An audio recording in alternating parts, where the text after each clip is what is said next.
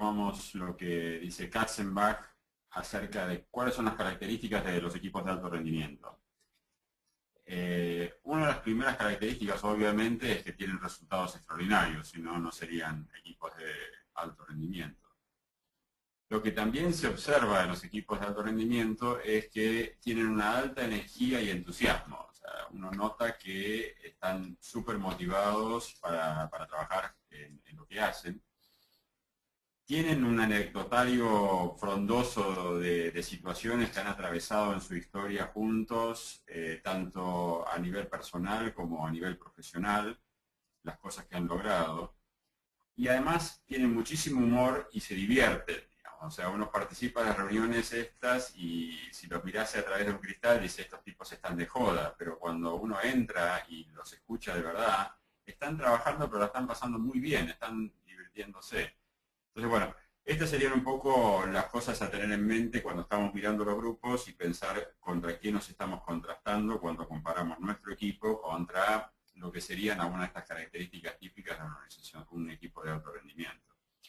Bueno, y cuando observamos que hay equipos que no alcanzan este nivel de resultados y disfrute, digamos, de su trabajo, nos encontramos con que podemos de alguna manera clasificar las causas por las cuales esto no se consigue y hemos elegido para hoy las 6 más frecuentes.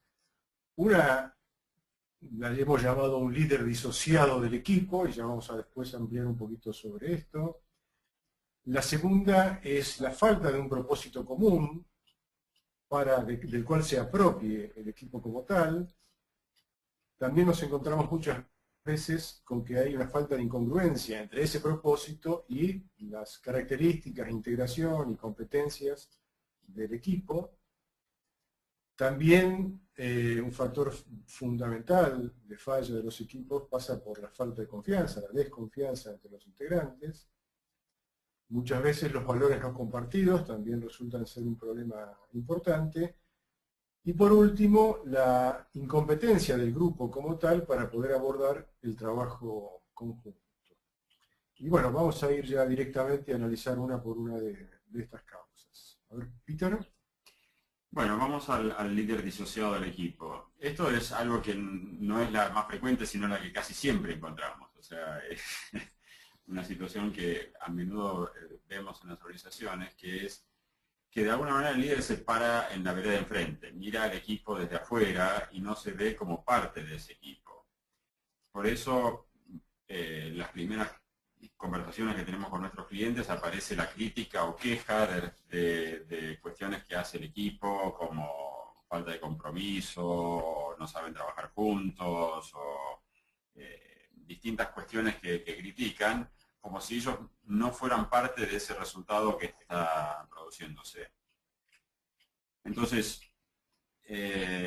la cuestión es que el líder incide enormemente en estos resultados de los cuales se queja sin darse cuenta de ello. O sea, realmente es un espacio de ceguera y lo que proponemos, digamos, es entender que el líder es parte del equipo y que tiene que ver con los resultados. Y si no se ve desde ese lugar, es muy difícil que pueda modificar esa realidad.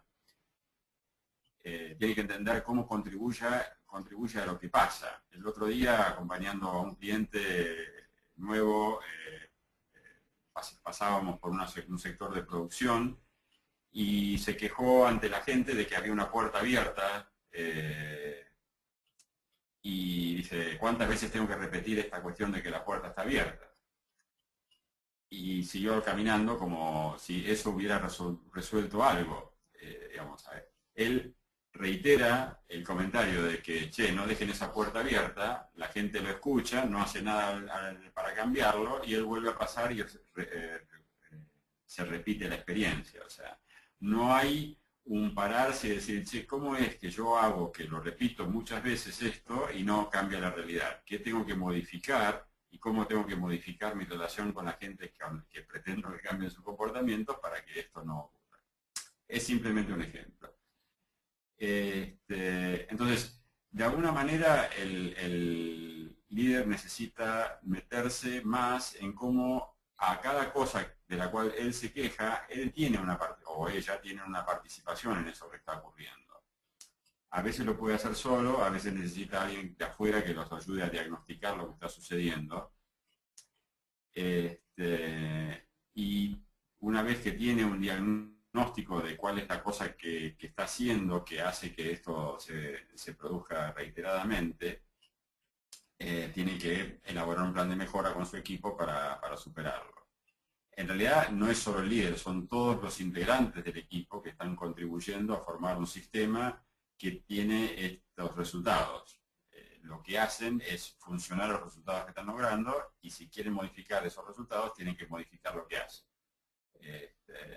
Bueno, pero esto es un poco la cosa que nosotros encontramos como típicamente como primera causa de la falla de un equipo. Bueno, gracias Peter, y disculpen que hayamos comenzado por hablar de ustedes, pero bueno, esta es la realidad con la cual nos encontramos habitualmente. La siguiente causa que encontramos como obstáculo para el buen desempeño de los equipos tiene que ver con la falta de un propósito común. En general, nos encontramos con que los equipos, cada integrante tiene relativamente claros sus objetivos personales, profesionales, de su área, pero digamos que no hay un consenso sobre para qué están juntos, digamos, si hay algún objetivo que juntos deban conseguir. Muchas veces se da por sentado que el objetivo del jefe, digamos, del líder del equipo, debería ser lo que se debería conseguir si cada uno hace correctamente su tarea. Esto no necesariamente es así. Entonces, la pregunta es, ¿cuál es el propósito, cuál es la misión del equipo como tal? ¿Qué es lo que debe producir? ¿Y cómo se mide esta producción? Y, por supuesto, consensuarlo. Esto no es algo tan obvio para los equipos. En general, cuando, digamos, es transparente para muchos equipos la realidad de que no tienen este propósito común claro. Y cuando proponemos discutir cuáles serían este propósito común, no siempre resulta fácil o obvio la respuesta, ¿no? Y cada uno tiene claro cuál es su propósito en el equipo, pero no tiene claro cuál es el propósito del equipo. Del equipo como tal, exactamente. Entonces, bueno, esto es una discusión interesante porque, digamos, pone de manifiesto para nosotros una de las causas más importantes de disociación dentro del equipo. Y esto lleva a que, en general, cada uno de los integrantes tienda a hacer énfasis en el cumplimiento de su propio objetivo, de aquel que corresponde a su área, y termina viendo al resto del equipo como eventualmente gente que no colabora con él para conseguir sus objetivos, o eventualmente hasta que gente que obstaculiza su trabajo, impidiéndole cumplir con sus objetivos, que él de alguna manera los identifica como si fueran los objetivos del equipo. Allá lejos y hace tiempo yo tenía una función que era meramente financiera o exclusivamente financiera dentro de la organización, y recuerdo una conversación que tuve con colaboradores míos que discutían acerca de lo que podíamos y no podíamos hacer en cuanto a cuestiones de financiamiento de las ventas, y estaban muy preocupados por los controles y ese tipo de cosas, y yo les dije, de alguna manera, nosotros estamos para servir a la gente comercial, no para tratar de agarrarlos en hacer algo mal. Nuestro trabajo es encontrar la forma de brindarles herramientas a ellos para que ellos logren hacer sus ventas, y si nosotros no somos exitosos en eso, vamos a quedarnos sin nuestro trabajo. O sea, que nuestro trabajo dependía de servir a otros.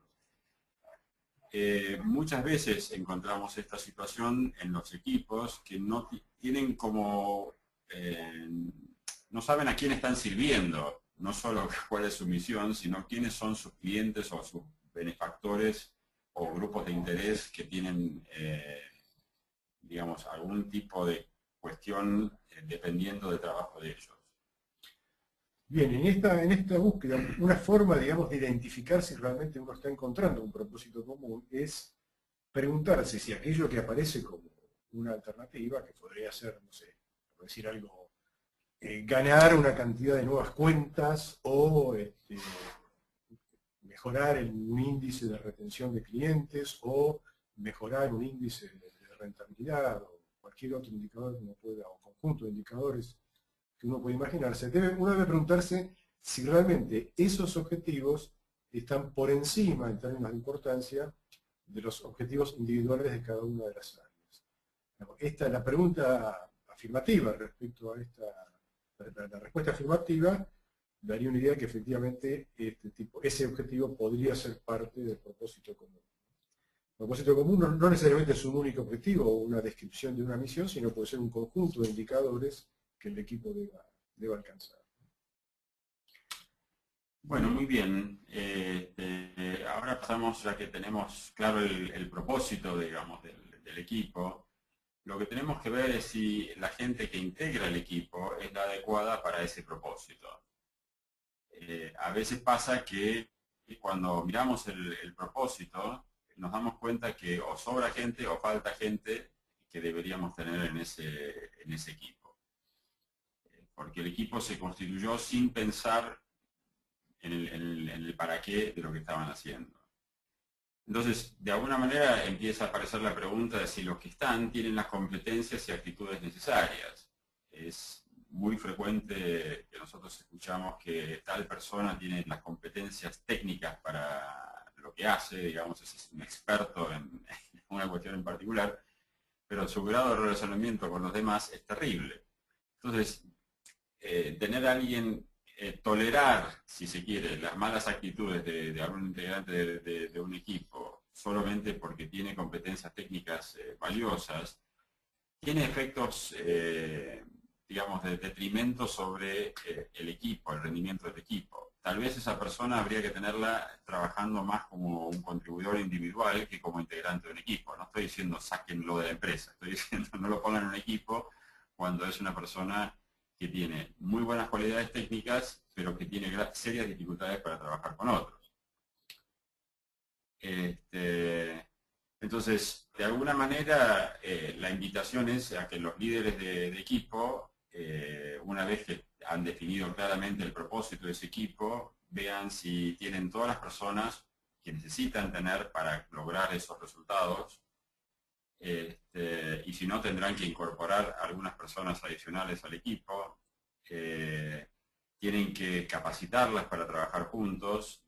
Creo que es una de las cosas que aún hoy se observa en ámbitos estudiantiles, que los ponen a hacer a los chicos estudiantes en la universitaria a trabajar juntos y no saben trabajar juntos. Es un aprendizaje, hay que saber trabajar con otros.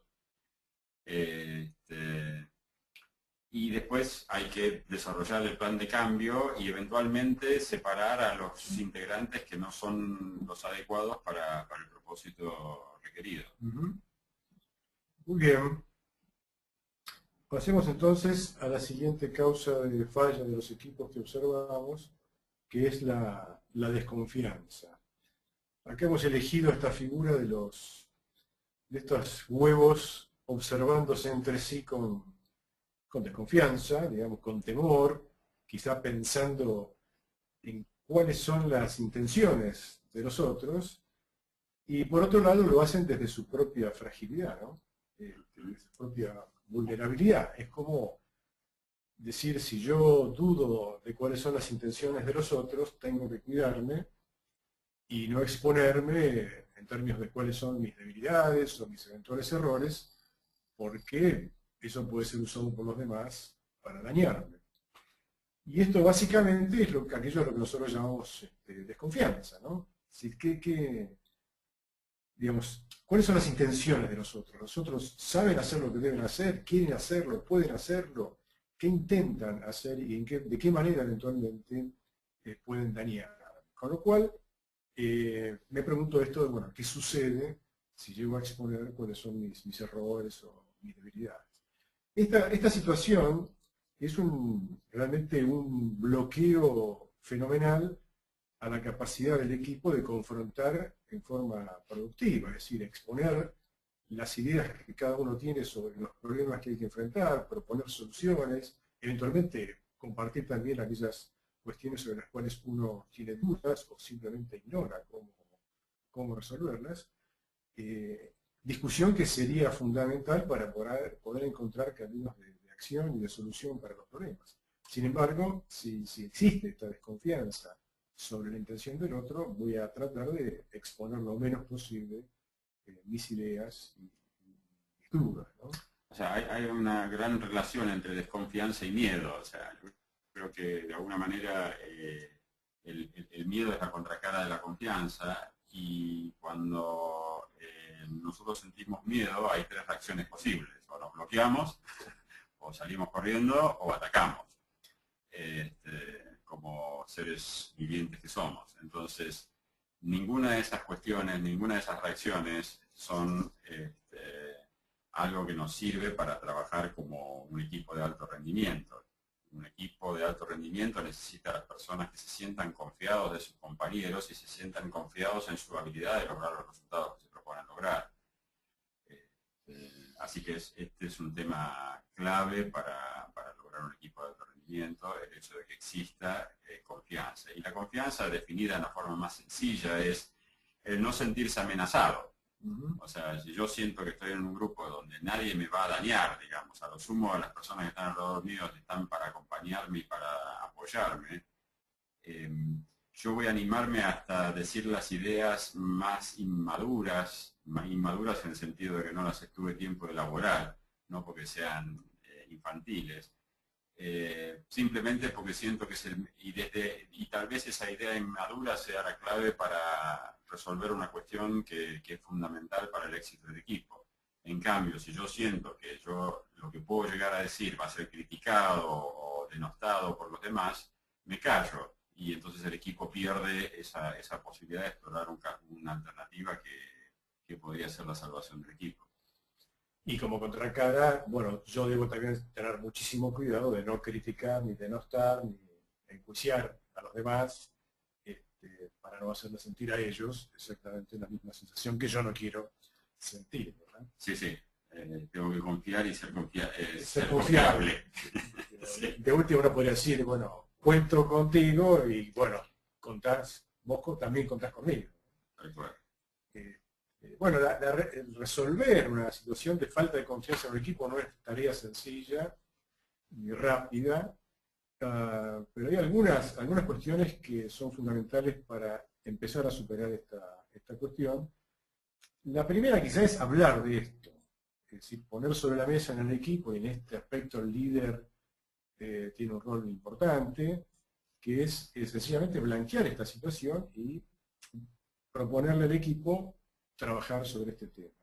Uno de los pasos siguientes puede ser el de tratar de conocerse más. En la medida que yo desconfío de las intenciones del otro, quizás si lo conozco más, puedo entender mejor de dónde viene, digamos, por qué sus actitudes, por qué sus comentarios, por qué su forma de proceder, y a lo mejor llego a la conclusión de que no tiene nada que ver conmigo, sino sencillamente tiene que ver con otras cuestiones. Y lo mismo me da la oportunidad a mí de que él me conozca y pueda entender que no soy un mal tipo, digamos, ni tengo malas intenciones con él. Y bueno, de esto se puede hacer bastantes ejercicios en cuanto a simplemente relatarse cuestiones de la historia personal, de la vida personal, de las inquietudes, etc. También, como parte de este conocerse más, uno puede empezar a animarse en un ambiente contenido, digamos, con la ayuda del líder y de los compañeros, a compartir cuáles son los temores y debilidades que cada uno siente que tiene, ¿no? Y esto a veces es bastante sorpresivo, porque bueno, nos encontramos que algunos confiesan temores o debilidades que para nosotros estaban absolutamente fuera de nuestro radar, digamos, ¿no? Y quedamos tremendamente sorprendidos.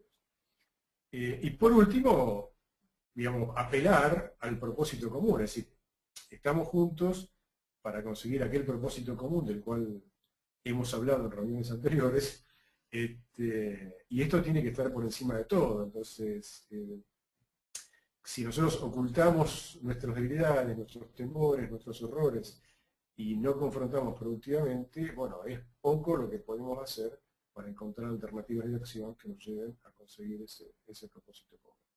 Sí, este tema que sacás ahora, Rafa, el tema del propósito común y su valor motivante para el equipo es muy importante, ¿no? O sea, si el equipo no siente que el propósito común que tiene es algo que los motiva, que los hace levantarse contentos a la mañana y acostarse tranquilos a la noche, hay que revisar ese propósito. Sí, sí. Bien, pasemos entonces, Peter, si te parece, a otro clásico de nuestros diagnósticos de equipos de trabajo. Claro, este es el más fácil porque una vez que uno se mete en esta cuestión de la ontología del lenguaje y el concepto del observador, nos damos cuenta que en realidad todos nosotros juzgamos al mundo desde nuestras propias creencias y valores. No existe un estándar único desde el cual se pueden juzgar las cosas, de manera tal de que si en algo nos diferimos los seres humanos es en nuestros juicios. Porque justamente cada uno de nosotros tiene valores y creencias parcialmente o muy diferentes en los unos del otro. Otra cuestión que solemos tener y que está bastante difundida en nuestra cultura es esta cuestión del tener razón o estar equivocado, ¿no? O sea, es como o tenés razón o estás equivocado. No hay puntos intermedios, digamos, blanco y negro. Y en realidad todos tienen su razón y lo que dicen puede ser útil o no para el propósito que se está logrando. Y eso es lo que define cuál es el camino más adecuado. No lo que se dice, sino lo que se dice en función del propósito que tiene el grupo. Así que ahí volvemos de vuelta al valor del propósito como, digamos, como norte para un equipo. Sí, acá es muy importante y a veces inclusive por ahí hacer algún test individual y compartir los resultados con el equipo, por ejemplo, Myers-Briggs o otro tipo de test, es interesante porque eso blanquea de alguna manera que somos personas distintas y a veces la confrontación, el creer que el otro está equivocado y demás, que tiene que ver con las características personales y no con una cuestión de... Sí, muchas veces escuchamos esto de que la definición de que hay conflictos en este grupo y cuando preguntamos cuál es el conflicto, lo que aparece es que hay diferencias de punto de vista. Nosotros les cambiamos la interpretación, dicen, bueno, por suerte tienen una riqueza y un potencial enorme justamente en esas diferencias que tienen. No es un conflicto, es un don para un equipo que haya miradas diferentes. Porque de esa confrontación de puntos de vista pueden salir ideas superadoras que ninguno de los individuos es capaz de generar, sino solo a partir del peloteo entre ellos, ¿no? Y yendo al terreno concreto de los ejemplos en cómo se manifiesta esto, por ejemplo, qué sé yo, un clásico que uno cuando se entrevista con integrantes del equipo, ellos se quejan de que los demás tienen comportamientos anti-equipo, como llegar tarde a las reuniones, como leer los mails mientras están en una reunión, o interrumpir, en fin, una cantidad de comportamientos que consideran que son atentatorios contra el trabajo en equipo. Pero cuando uno pregunta, bueno, ¿y ustedes están de acuerdo en que ese comportamiento no es apropiado? ¿Se conversó de esto? No, pero es obvio la respuesta, no, pero cualquiera sabe que eso no se hace. Pero no necesariamente es así. Entonces, lo que nosotros proponemos como principio para empezar a operativizar la solución de estas cuestiones originadas en la falta de valores no compartidos es poner sobre la mesa algunos valores compartidos. O sea, empezar a compartir qué se espera de cada uno en el funcionamiento común, ¿no? Y ahí aparece, digamos, una cosa básica para todo equipo es acordar reglas básicas de comportamiento, digamos. Cosas que todos puedan adherir como acciones que tienen que tomar para el bien del funcionamiento del equipo. No quiere decir que vayan a modificar su estructura de valores y creencias individuales, sino que estamos diciendo cada uno mantiene intacto, digamos, sus valores y creencias individuales, pero adhiere a unas normas de convivencia que los hacen ser más efectivos. Con lo cual estamos protegiendo la estructura individual, que puede modificarse con el tiempo, pero nuestro propósito no es modificarla, sino que encuentren un terreno común a partir del cual puedan jugar juntos. como en cualquier deporte, digamos, hay reglas. Y para trabajar en equipo también necesitan reglas que los permitan trabajar juntos y ser efectivos. Claro, y a partir de del compartir estas reglas, ya aquel que observe que alguno no está cumpliendo con alguna de estas reglas, no solamente tiene el derecho de reclamarle el incumplimiento, sino que tiene la obligación.